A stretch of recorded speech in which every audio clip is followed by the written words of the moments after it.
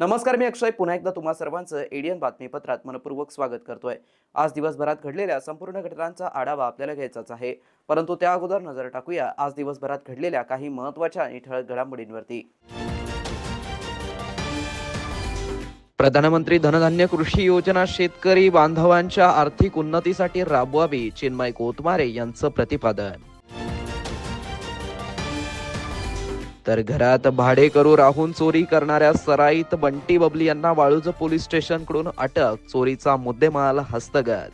आता बघूया सविस्तर बातम्या। जिल्ह्यामध्ये कृषी उत्पादन, दुग्ध उत्पादन मोठ्या प्रमाणात वाढवण्यासाठी कृषी विभागासह सर्व विभागाच्या समन्वयातून शेतकऱ्यांच्या आर्थिक उन्नतीसाठी प्रधानमंत्री धनधान्य योजना प्रभावीपणे राबवावी, याचा प्रत्येक शेतकरी बांधवांना लाभ द्यावा, असे निर्देश केंद्रीय वित्त विभागाचे उपसचिव तथा प्रधानमंत्री धनधान्य कृषी योजनेचे जिल्ह्याचे केंद्रीय नोडल अधिकारी चिन्मय गोतमारे यांनी दिले आहेत। जिल्हाधिकारी कार्यालयात प्रधानमंत्री धनधान्य कृषी योजना तसेच राज्याच्या विविध कृषी विभागाच्या योजनांविषयीचा आढावा चिन्मय गोतमारे यांनी घेतला। यावेळी जिल्हाधिकारी दिलीप स्वामी, जिल्हा परिषदेचे मुख्य कार्यकारी अधिकारी अंकित, कृषी विभागाचे उपसंचालक दीपक गवळी, जिल्हा अधीक्षक कृषी अधिकारी प्रकाश देशमुख, जिल्हा ग्रामीण विकास यंत्रणांचे प्रकल्प संचालक अशोक शिरसे, सहाय्यक आयुक्त मत्स्य व्यवसाय विभागाच्या मधुरिमा जाधव, आत्माचे प्रकल्प संचालक अभयकुमार पडिले, कृषी विज्ञान केंद्राच्या कार्यक्रम समन्वयक दीप्ती वाटेगावकर, जिल्हा दुग्ध व्यवसाय विकास अधिकारी मनीषा हराळ, सहाय्यक आयुक्त पशुसंवर्धनचे डॉक्टर रमण इंगळे, जिल्हा उपायुक्त पशुसंवर्धनचे NS कदम, जिल्हा उपनिबंधक सहकारी संस्थांचे समृद्ध जाधव यांच्यासह संबंधित विभागाचे अधिकारी, विभाग प्रमुख या बैठकीस उपस्थित होते। शेतकरी बांधवांच्या आर्थिक उत्पन्न वाढीसाठी कृषी आधारित उत्पादनावरती व्यवसायाची निवड करून कृषी उत्पादनासोबतच जोड व्यवसाय अंतर्गत असणाऱ्या लघु उद्योगांना देखील प्रोत्साहन देण्यासाठी कृषी संवर्धन, पशुसंवर्धन, मत्स्य व्यवसाय, दुग्ध व्यवसाय व सहकारी संस्था या सर्व विभागाच्या समन्वयाने काम करावं। जिल्ह्यातील दुग्ध उत्पादन मोठ्या प्रमाणावरती असल्याने दूध प्रक्रिया आणि जिल्ह्यातून उत्पादित होणाऱ्या दुधावरती प्रक्रिया स्थानिक पातळीवरच करा, विक्री होण्यासाठीची व्यवसाय उभारणीचे प्रस्ताव सादर करावेत, असे निर्देश चिन्मय गोतमारे यांनी दिले। जलसंवर्धनाच्या बाबतीत योग्य नियोजन करून शेतकऱ्यांमध्ये खरीप पिकापेक्षा रब्बी हंगामामध्ये पीक पद्धतीमध्ये वाढ व्हावी, यासाठीचं नियोजन कृषी विभागाने करावं व या संदर्भाचं मार्गदर्शन शेतकऱ्यांपर्यंत पोहोचवावं। शेतीमध्ये विविध तंत्रज्ञानाचा उपयोग करण्यासाठी वेळोवेळी जाणीव जागृती करण्यासाठीचा उपक्रम कृषी विभागाने हाती घ्यावा। कृषी उत्पादन आधारित असलेला लघु उद्योग हा मोठ्या प्रमाणात निर्यात क्षमता वाढवण्यासाठी कसा करता येईल, याबाबतची ही तयारी कृषी विभागाने शेतकऱ्यांना मार्गदर्शन करावं, असं गोतमारे यांनी सांगितलं। जिल्हाधिकारी दिलीप स्वामी यांनी जिल्ह्यात उत्पादित होणाऱ्या उत्पादनाची माहिती तसेच पीक पद्धती, शेतकऱ्यांसाठी राबवलेल्या अधिकारी शेतकऱ्यांवरच्या बांधावरती आत्महत्याग्रस्त शेतकऱ्यांना विविध शासकीय योजनांचा प्राधान्याने लाभ, त्याबरोबरच महिला बचत गटाच्या अंतर्गत कृषी आधारित उत्पादन प्रक्रिया उत्पादनावरती प्रोत्साहन देण्यासाठी केलेल्या कामाची माहिती, कृषी क्षेत्र, जलसंधारण, लोकसंख्या, पीक पद्धती, पर्जन्यमान व इतर कृषी आधारित उत्पादन आणि जिल्ह्याची माहिती प्रास्ताविकात जिल्हा अधीक्षक कृषी अधिकारी अधिक प्रकाश देशमुख यांनी दिली। बैठकीत मान्यवरांचे आभार प्रदर्शन कृषी उपसंचालक दीपक गवळी यांनी केला। छत्रपती संभाजीनगर शहर पोलिसांच्या वतीने शहरामध्ये नायलॉन मांजाचा वापर होऊ नये यासाठी ड्रोनद्वारे गस्त लावली जाणार आहे। ड्रोनद्वारे नायलॉन मांजा वापरू नये यासाठी स्पीकर लावून जनजागृती करण्यात येणार असल्याची माहिती पोलीस आयुक्त रत्नाकर नवले यांनी पत्रकार परिषदेत दिली आहे। मागील काही दिवसापासून शहर पोलिसांच्या मार्फतीने सन्मान्य पोलीस आयुक्त साहेबांच्या मार्गदर्शनाखाली नायलॉन मांजाचा वापर, त्याची विक्री आणि प्रतिबंध करण्यासाठी, जेणेकरून त्याच्याकडून नागरिकांना जी इजा होऊ शकते, हे सर्व प्रतिबंधित व्हावं याकरता आपण वेगवेगळ्या उपाययोजना करत आहोत। त्यामध्ये जनजागृतीच्या दृष्टीनं सर्व पोलीस स्टेशनला मीटिंग घेणे, नंतर कुरिअरवाल्यांची या सर्वांच्या मीटिंग सुद्धा आजपर्यंत घेण्यात आलेल्या आहेत। त्याचबरोबर जे नायलॉन मांजाचे विक्रेते आहेत, पुरवठादार आहेत, यांच्यासोबत सुद्धा आजपर्यंत 10 केसेस करण्यात आलेल्या आहेत आणि त्याच्यामध्ये आरोपी अटक करून तपास चालू आहे। त्यासोबतच ड्रोन टेक्नॉलॉजीचा वापर करून शहर पोलीस दलाकडे जे असलेले ड्रोन आहेत, त्या ड्रोनच्या माध्यमातून ड्रोन पेट्रोलिंग आम्ही करण्याचं नियोजन केलेलं आहे आणि ते सुरू देखील करण्यात आलेलं आहे। यामध्ये साधारण शहर पोलिसांकडे असलेल्या 8 ड्रोनच्या माध्यमातून त्यासोबत एक पायलट आणि एक मदतनीस असे कर्मचारी नेमून ज्या ठिकाणी पतंग उडवले जातात अशा सर्व ठिकाणी पेट्रोलिंग करण्यात येत आहे, जेणेकरून हे मॅक्झिमम पतंग कुठं उडवले जातात, त्यासोबत जे नायलॉन मांजा प्रोन एरिया आहेत किंवा जिथं शक्यता आहे अशा ठिकाणी पतंग ड्रोनचा वापर करून पेट्रोलिंग करण्यात येते, जेणेकरून जे फील्डवरचे पोलीस आहेत त्यांनाही काही आपण त्यातून इनपुट देऊ शकतो आणि अशा ठिकाणी जाऊन प्रत्यक्ष चेकिंग करता येतील. ड्रोनच्या माध्यमातून आपण ऑडिओ सिस्टीम देखील ऑपरेट केलेली आहे. त्यातून आव्हानही करता येतं, जनजागृती करता येते आणि टेहाणी किंवा पाहणी सुद्धा करता येते. म्हणजे सर्वेलन्स आणि अवेअरनेस ह्या दोन्ही गोष्टी या माध्यमातून आपण करतो आहोत, जेणेकरून हा जो मांजाचा एकंदरीत जो विन्यास आहे त्याला आपण सर्व पातळीवर सर्व दृष्टीनं आपण प्रतिबंध करू शकू. या दृष्टीनं ही एक उपाययोजना हाती घेण्यात आलेली आहे आणि मागील 1 दिवसापासून आम्ही हे सर्व सुरू केलेलं आहे आणि त्या माध्यमातून सायबर टीमच्या माध्यमातून आम्ही हे कोऑर्डिनेट करतोय आणि जेणेकरून याचा उद्देश हाच आहे की ज्या ठिकाणी नायलॉन मांजाचा वापर करून पतंग उडवले जातात ते प्रतिबंध व्हावं, त्यासाठी पेट्रोलिंग राहावं आणि पोलिसांची निगराणी किंवा पेट्रोलिंग सिस्टीम, सर्व्हेलन्स सिस्टीम अधिक बळकट व्हावी या दृष्टीनं ड्रोनचा वापर आम्ही करत आहोत. घरात भाडेकरी म्हणून राहणारे मालकाच्या घरात चोरी करणाऱ्या सराईत बंटी आणि बबली यांना वाळूज पोलिसांनी अटक केली असून त्यांच्याजवळून चोरीचा मुद्देमाल हस्तगत करत गुन्हा उघडकीस आणला आहे. या आरोपी यांनी अशाच प्रकारे राज्यभरात चोऱ्या केल्या असल्याचं समोर आलंय. वाळूज गावातील राहणारे गणेश वडगावकर यांच्या घरात ऑक्टोबर व नोव्हेंबर 2024 मध्ये भाडेकरी म्हणून आलेले नवनीत मधुकर नाईक वय 45 वर्ष राहणार भांडूप पश्चिम व स्मिता नवनीत नाईक वय 41 वर्ष यांनी वडगावकर यांच्या घरातून एकूण 65,000 रुपये किमतीचे ऐवज, त्यामध्ये 50,000 रुपये रोख रक्कम व सोन्या चांदीचे दागिने असे चोरून नेले. याबाबत वाळूज पोलीस स्टेशन येथे गुन्हा दाखल करण्यात आला होता. सदर गुन्ह्याचा तपास पोलीस उपनिरीक्षक अजय शितोळे करत असताना यातील आरोपी अशा पद्धतीने गुन्हे करणारे सराईत गुन्हेगार असून त्यांनी संपूर्ण महाराष्ट्रात अशा प्रकारच्या चोऱ्या केल्या. त्याबाबत विविध पोलीस स्टेशन येथे अनेक गुन्हे दाखल असल्याची माहिती प्राप्त होती. त्यानुसार वाळूज पोलीस स्टेशनने त्यांचा शोध घेत होते. तसेच नमूद आरोपी त्यांच्या तळोजा व कल्याण कारागृहातून ताब्यात घेतला. वाळूज पोलिसांनी त्याच्या नमूद गुन्ह्यात अटक करून कसोशीने तपास करून त्याच्याकडून गुन्ह्यातील चोरी केलेले 3 ग्रॅम वजनाची सोन्याची बाळी, चांदीचे तोडे, चांदीचे वाडे व चांदीची चेन असा एकूण 40,000 रुपये किमतीचा मुद्देमाल जप्त केला आहे. वाळूज पोलीस अधिक तपास करत आहे. सदरची कामगिरी पोलीस आयुक्त प्रवीण पवार, पोलीस उपायुक्त परिमंडळ 1 पंकज अतुलकर, सहाय्यक पोलीस आयुक्त छावणी विभाग डॉक्टर भागीरथी पवार यांच्या मार्गदर्शनाखाली पोलीस निरीक्षक शिवचरण पांढरे, पोलीस उपनिरीक्षक अजय शितोळे, रमेश राठोड, संदीप वाघ, विजय पिंपळे, सुधाकर पाटील, नितीन धुळे, श्रीकांत सपकाळ, बजरंग धाडगे यांनी केली. जागतिक दिव्यांग दिनानिमित्त दिव्यांग बांधवांच्या प्रोत्साहन व सक्षमीकरणासाठी दिव्यांग कर्मचारी सन्मान योजना व कार्यशाळा महाराष्ट्र राज्य अपंग कर्मचारी संघटना मुंबई जिल्हा शाखा छत्रपती संभाजीनगर यांच्या वतीने कैलाश शिल्प सभागृह हडको येथे उत्साहात पार पडली आहे. कार्यक्रमाचे अध्यक्ष जिल्हाधिकारी दिलीप स्वामी, जिल्हा आरोग्य अधिकारी डॉक्टर अभय धानोरकर, पोलीस अधीक्षक डॉक्टर विनयकुमार राठोड तसेच जिल्हा शल्यचिकित्सक डॉक्टर कमलाकर मुदखेडकर यांच्या कार्यालयाचे प्रतिनिधी डॉक्टर डोंगरे उपस्थित होते. उद्घाटन राज्याध्यक्ष साईनाथ पवार यांच्या हस्ते झालं. कार्यक्रमादरम्यान आरोग्य विभागामार्फत राष्ट्रीय असंसर्गजन्य रोग कार्यक्रम अधिकारी तपासणी कॅम्प आयोजित करण्यात आला. यात उच्च रक्तदाब, मधुमेह, मौखिक तपासणी, कर्करोग तपासणी तसेच लॅब मार्फत रक्त तपासण्या करण्यात आल्या. याशिवाय तंबाखू विरोधी समुपदेशन व मानसिक आरोग्य समुपदेशनही देण्यात आलं. एकूण 79 दिव्यांग व लाभार्थ्यांनी या सेवांचा लाभ घेतला.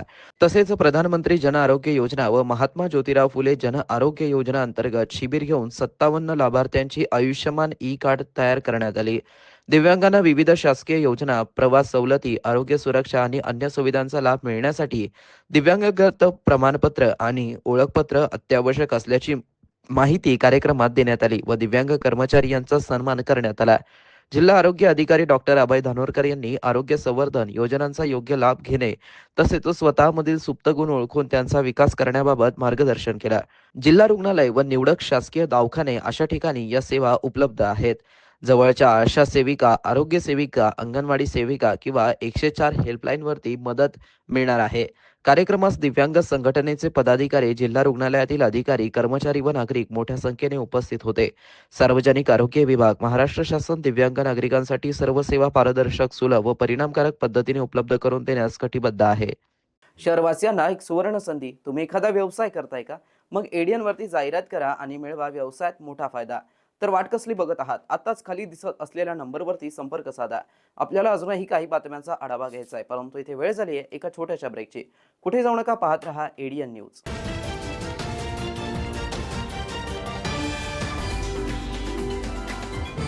नमस्कार. पोलीस आयुक्त छत्रपती संभाजीनगर व आयुक्त छत्रपती संभाजीनगर महानगरपालिका यांचे करून सर्व नागरिकांना आव्हान करण्यात येते की शासनाच्या आदेश व माननीय न्यायालयाने पतंग उडवण्यासाठी नायलॉन मांजाचा वापर करण्यास प्रतिबंध केला आहे.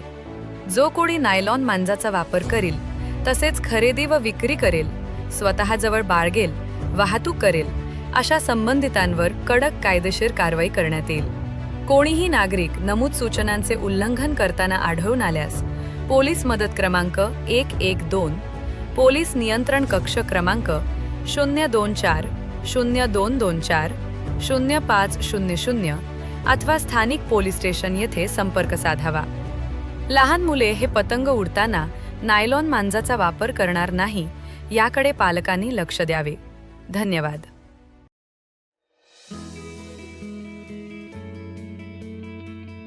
नमस्कार, मी अफसर सिद्दीकी, रिटायर्ड एक्झिक्युटिव्ह इंजिनियर. आणि मागील 2 वर्ष आधी सदर कमल तलाव एक फक्त डम्पिंग साईट होती. तिथे CND वेस्ट दडपलेला होता, सगळे एन्क्रोचमेंट्स होते आणि सगळे ड्रेनेजचे सीवेजचे आउटलेट कनेक्शन्स आसपासच्या लोकांचे होते. माझं नाव गौरी मिराशी आहे. मी छत्रपती संभाजीनगरमध्ये इकोसत्व एन्व्हायरमेंटल सोल्युशन्स बरोबर काम करते. सो आम्ही खाम नदीचा जेव्हा प्रकल्प हाती घेतला होता तेव्हा national institute of urban affairs NIUA कडनं लोक आले होते आणि आपलं शहर ते पहिलं शहर बनलं होतं ज्यांनी एक urban river management plan URMP non Ganga पहिलं शहर आपलं शहर बनलं होतं. कमल तलाव बेसिकली हे खाम नदीच्या वॉटरशेड मधला एक तलाव आहे. तिथे आधी पूर्णपणे कचरा होता, आजूबाजूच्या घरांचं सांडपाणी आत येत होतं. एकदम एंट्रन्सलाच खूप चिकन वेस्ट पडला होता. थोडं आजूबाजूनी गेल्यावर पूर्ण कन्स्ट्रक्शन अँड डेमोलिशन वेस्ट पडलं होतं. 2 वर्षापूर्वी तुम्ही बघितलं असतं इथे नागरिकांनी इथे एवढा मोठा कचरा टाकलेला होता की महानगरपालिकेचे कर्मचारी यांना उचलण्यासाठी खूप त्रासत होते. एक DPR बनवून इम्प्लिमेंटेशन करून ड्रेजिंग डिसिल्टिंग केलं आहे. आता त्या तलावात पाणी दिसतंय. फेन्सिंग झालं आहे, पिचिंग झालं आहे. बऱ्याचशा नेटिव्ह देशी प्रजातींची झाडं तिथे लावलेली आहेत. नाव आपण जे पाहत आहे आता 2 वॉटर बॉडीज आपल्याला दिसत आहे. बर्ड्स अट्रॅक्ट होत आहे आणि तिथे लोकांसाठी 1 किलोमीटर लांबीचं पाथवे तयार करण्यात आलेलं आहे. आशा आहे की असं करत लवकरच आपल्या शहराचे सगळेच वॉटर बॉडीज आपण रिस्टोर करू. जी श्रीकांत सर यांचे मी आभार मानतो की त्यांनी एक सुशोभीकरणासाठी एवढं छान विचार केला इथे आणि आमच्या कर्मचाऱ्यांचा खूप त्रास मुक्त झाला आहे. खूप आनंद होतो की आज तो प्रोजेक्ट कमिशनर सरांच्या लीडरशिप खाली पूर्ण झाला आहे.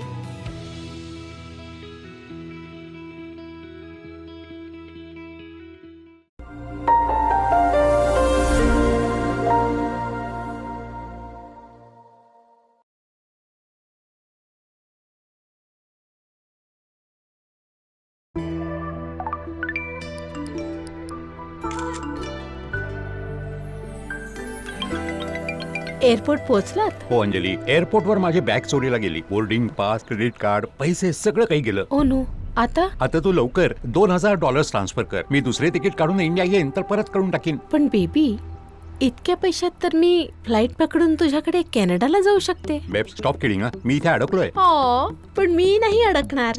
लव्हचा लॉलीपॉप दाखवून कोणी पैसे मागेल तर इमोशनल नाही, सायबर स्मार्ट बना. फसव्या प्रोफाईलची तक्रार इथे करा. थांबा, विचार करा आणि ऍक्शन घ्या. अनेकांच्या मनात स्वप्न असते की देशाची सेवा करायची, परंतु काही लोकच योग्य प्रशिक्षण घेऊन ते वास्तवात पूर्ण करतात. वास्तविक सैनिक बनणे सोपं काम नाही, कारण प्रशिक्षणाच्या मैदानापासून ते युद्धाच्या रणांगणापर्यंत प्रत्येक क्षण संघर्षमय असतो. फक्त जो इमानदार, समजूतदार असेल आणि ज्याची इच्छाशक्ती प्रबळ असेल असाच व्यक्ती या क्षेत्रात टिकू शकतो. प्रत्येक वर्षी अनेक परीक्षार्थ्यांना यश प्राप्त होते, ते फक्त आणि फक्त गरुडचे अकॅडमीमुळे. पंख आम्ही देतो, उंच भरारी तुम्ही घ्या.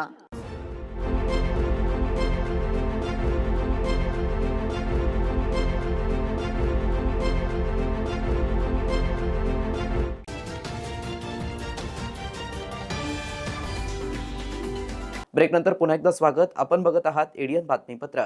संजय गायकवाड यांनी जास्त बोलू नये. जर ते जास्त बोलले तर त्यांना ते घातक राहील, असा इशारा शिवसेना नेते चंद्रकांत खैरे यांनी गायकवाड यांना दिलाय. तर सामाजिक न्याय विभागात काय गोंधळ चाललाय हे त्यांना समजत नाही का, अशा शब्दात मंत्री शिरसाट यांच्यावर देखील त्यांनी निशाणा साधलाय. नाही, संजय गायकवाड हे शिवसेनेकडनं उद्धव साहेबांच्या नेतृत्वाखाली निवडून आलेले आमदार होते. नंतर त्यांनी गद्दारी केली आणि आता परत त्या ठिकाणी दुर्दैवाने परत निवडून आले. तर त्यांना असं वाटतं की आम्ही ते मिंदे गटात गेल्यामुळे त्या ठिकाणी निवडून आलो तर उद्धव साहेबांच्या वरती काही बोलायचं. मी त्या संजय गायकवाडांना सांगतो की आता तू जास्त बोलू नकोस बाबा. आता जास्त बोलला तर त्या ठिकाणी हे तुला घातक राहील आणि म्हणून त्या ठिकाणी त्यांनी जास्त बोलू नये. आणि समोरचे व्यक्ती किती मोठे आहेत त्यांचा मान मर्यादा ठेवली पाहिजे. तुझी लेवल काय आहे? तुझी लेवल आमच्या लेवलची पण नाही आहे, पण तर उद्धव साहेबांच्या बाबतीत तर नाहीच नाही, म्हणून तू बोलू नको असं त्या ठिकाणी मी इथून त्याला समज देतो किंवा मी त्याला सल्ला देतो. सर, लाडकी बहीण योजनेसाठी मोठ्या प्रमाणावर सामाजिक न्याय विभागाचा निधी वापरला जातोय. त्यावर संजय शिरसाट असं म्हटले की दर महिन्याला 410 कोटीचा निधी लाडकी बहिणीसाठी दिला जातो. तर संजय गायकवाड असं म्हटले की सध्या सरकार लाडक्या बहिणीमुळे अडचणीत आले नाही, त्यामुळे निधीची कमतरता सगळ्याच सत्ताधारी आमदारांना असते. नाही, म्हणजे यांनी जी घोषणा केली होती मागच्या निवडणुकीच्या आधी लाडक्या बहिणीचा, आणि त्याचा त्यांनी म्हणजे फायदा घेतला. आम्ही त्याला काय फायदा म्हणू, तोही घेतला, परंतु प्रत्यक्षात त्या ठिकाणी आता त्यांना ती निभवणं खूप कठीण झालेलं आहे. आणि म्हणून ते आता इकडचं बजेट कमी करा, तिकडचं समाज कल्याण मंत्री आमचे या जिल्ह्याचे पालकमंत्री आहे, त्यांना त्या ठिकाणी काहीच वाटत नाही का? आज समाज कल्याण खात्यामध्ये किती गोंधळ चालला. तिथे मुलांना त्या ठिकाणी काही जेवायला मिळत नाही, काहीतरी होतं. आणि इतकं असताना तुम्ही तिथे तुमचं फंड्स कशाला तिकडे जाऊ देता? सरकारने काही वेगळा फंड निर्माण करावं ना. मग कशाला घोषणा केली, कशाला राज्यात बसले घेऊन? त्या फक्त लाडक्या बहिणीमुळे त्या घेऊन बसले, तर मग तुम्ही करा काहीतरी. तुम्ही जर काही करत नसाल तर मग तुम्ही फक्त इकडचं बजेट तिकडं घालणार नाही, तिकडच्या लोकांना तो एक नुकसानच होईल ना ते. भारतरत्न डॉक्टर बाबासाहेब आंबेडकर यांचे सुपुत्र सूर्यपुत्र यशवंतराव उर्फ भैयासाहेब आंबेडकर यांच्या स्मृतीप्रित्यर्थ नागसेरवन येथील doctor Babasaheb Ambedkar law college समोरील बेटातील चौकास सूर्यपुत्र यशवंतराव उर्फ भैयासाहेब आंबेडकर चौक नामांतरित करावं व तेथे त्यांच्या पुतळ्याची स्थापना करावी, असा नगरसेवक पंकज भारसाखळे यांचा प्रस्ताव महापालिकेत एकमुखाने मंजूर केलाय. भारतरत्न डॉक्टर बाबासाहेब आंबेडकर यांच्या समतामूलक व प्रगत विचारांचा वारसा पुढे नेणारे त्यांचे सुपुत्र सूर्यपुत्र यशवंतराव उर्फ भैयासाहेब आंबेडकर यांच्या स्मृतीप्रित्यर्थ नागसेरवन येथील doctor Babasaheb Ambedkar law college समोरील बेटातील चौकास सूर्यपुत्र यशवंतराव उर्फ भैयासाहेब आंबेडकर चौक नामांतरित करावं व तेथे त्यांच्या पुतळ्याची स्थापना करणं हा प्रस्ताव नगरसेवक पंकज भारसाखळे यांनी महापालिकेसमोर विधिवत मांडला होता.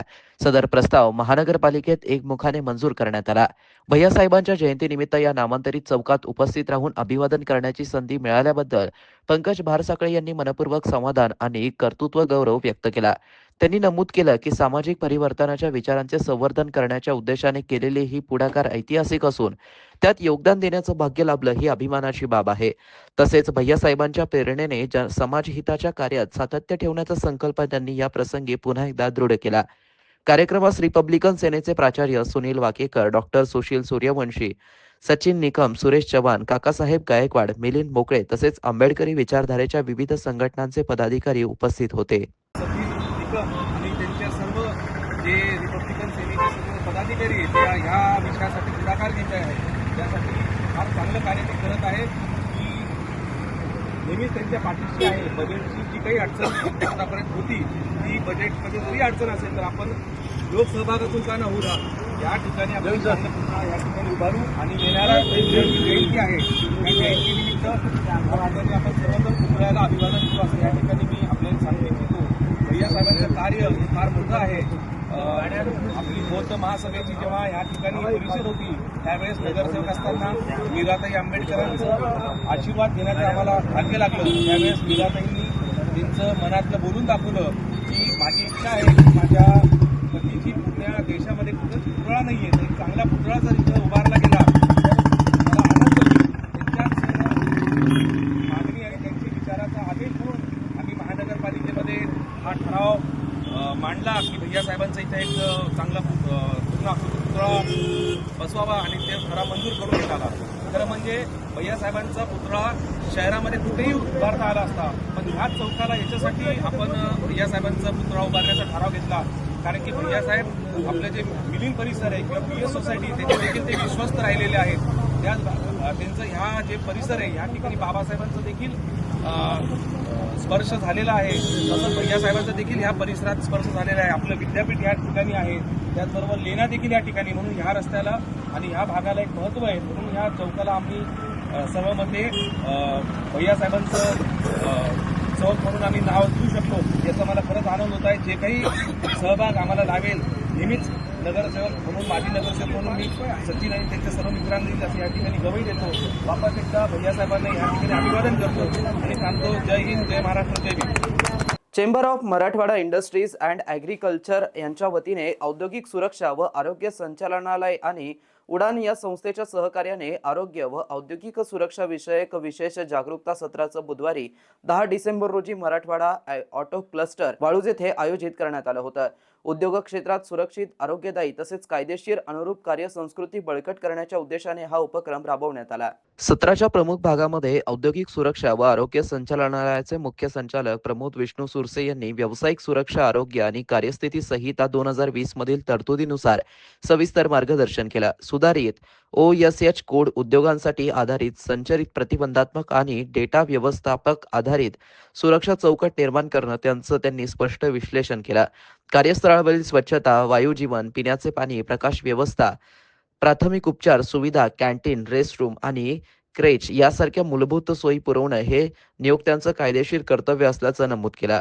कार्यक्रमाच्या शेवटी जिग्नेश पाटील, केंद्र संचालक, महाराष्ट्र कामगार कल्याण मंडळ यांनी मंडळाच्या उपक्रमाबाबत सविस्तर माहिती दिली. कार्यक्रमाच्या पहिल्या सत्रात उडान संस्थेच्या संस्थापक व डायबिटॉलॉजिस्ट डॉक्टर अर्चना सारडा यांनी कामाच्या ठिकाणी मधुमेह समस्या या विषयावरती प्रबोधनपर सादरीकरण केलं. मधुमेह हा कार्यस्थळी उद्भवणाऱ्या अपघातांचा एक अदृश्य पण गंभीर धोका असतो असं त्यांनी सांगितलं. अनेक कामगारांना स्वतःला मधुमेह असल्याची कल्पना नसते, ज्यामुळे निर्णय क्षमता कमी होते, दृष्टी अस्पष्ट होते, थकवा, गोंधळ आणि प्रतिसाद वेळ मंदावणं यासारख्या समस्या निर्माण होतात आणि machine operator, driver, crane handler, night shift कर्मचाऱ्यांसाठी हे अपघाताचं गंभीर कारण ठरू शकतं.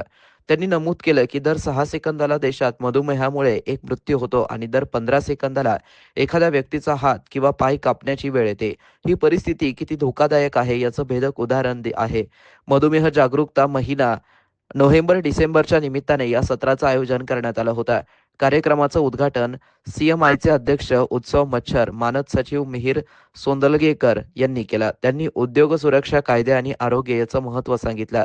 CS सोहम कोटक यांनी कार्यक्रमाचं सूत्रसंचालन केलं. रवींद्र मानवतकर यांनी आभार प्रदर्शन केलं. कार्यक्रम यशस्वीतेसाठी सौरभ अडगावकर, रंजना सिंग, आदित्य जावळेकर यांनी प्रयत्न केले. उद्योग क्षेत्रातील प्रतिनिधी, सुरक्षा अधिकारी आणि कर्मचारी मोठ्या संख्येने या सत्राला उपस्थित होते. छत्रपती संभाजीनगर शहर पोलीस आणि महानगरपालिकेच्या वतीने नायलॉन मांजाच्या विरोधात मोहीम हाती घेण्यात आली असून जर कोणी पतंग उडवण्यासाठी घातक नायलॉन मांजाचा वापर करत असेल तर त्याच्यावरती महापालिकेच्या वतीने देखील कडक कारवाई करण्यात येईल असा इशारा महानगरपालिकेचे प्रशासक तथा आयुक्त जी श्रीकांत यांनी एडीएनच्या माध्यमातून दिलाय. छत्रपती संभाजीनगर महानगरपालिका आणि तसेच छत्रपती संभाजीनगर पोलीस आयुक्तालय यांच्या संयुक्त विद्यमानाने जे शहरामध्ये नायलॉन मांजा आणि ज्या पारंपरिक सोडून त्यामध्ये ते धारदार शस्त्र झालेले आहेत आणि त्यामुळे भरपूर लोकांचा जीवही गमावलेला आहे. पक्षीचं तर खूप त्याला बोलणारे कोणी नसतं, परंतु शेवटी माणसाचं सुद्धा आता गळा कापले गेले, काही मुलांचा गंभीर आजारीपर्यंत झालेला आहे आणि हे गुन्ह्या स्वरूपाचे आहेत आणि याच्यामध्ये फौजदारी स्वरूपाचा गुन्हाही त्या ठिकाणी नोंद करणार आहे. वापर करणारा सुद्धा आणि विकणाऱ्यांचा तर ते खूप मोठा गुन्हा आहे. त्यामुळे मी सर्व नागरिकांना आवाहन करतो की या नायलॉन मांजापासून आपण दूर राहायला पाहिजे. आणि तुम्हाला माहिती असून सुद्धा जर तुम्ही नजर फिरवलं ते नक्कीच ते कधीतरी तो नायलॉन मांजा परत आपल्या गळ्यामध्ये अडकू शकतो. त्यामुळे मी नम्र आवाहन करतो, कुठेही आपल्याकडे आपल्या जवळपास असे नायलॉन मांजा वापरणारे लोक भेटलं असेल किंवा वापरताना दिसत असेल, तुम्ही नक्कीच पोलीस स्टेशनला आणि महानगरपालिकेच्या झोनल कार्यालयाला अवगत करा. संबंधितांविरुद्ध कडक कारवाई करण्यात येईल. शेवटी पुन्हा एकदा नजर टाकूया आज दिवसभरात घडलेल्या काही महत्त्वाच्या आणि ठळक घडामोडींवरती. प्रधानमंत्री धनधान्य कृषी योजना शेतकरी बांधवांच्या आर्थिक उन्नतीसाठी राबवावी, चिन्मय कोतमारे यांचं प्रतिपादन. तर घरात भाडेकरू राहून चोरी करणाऱ्या सराईत बंटी बबली यांना वाळूज पोलीस स्टेशनकडून अटक, चोरीचा मुद्देमाल हस्तगत. आणि याबरोबरच हे बातमीपत्र इथे संपलं. पुन्हा भेटूया पुढील बातमीपत्रात. तोपर्यंत पाहत रहा आपल्या हक्काचं बातमीपत्र ADN न्यूज.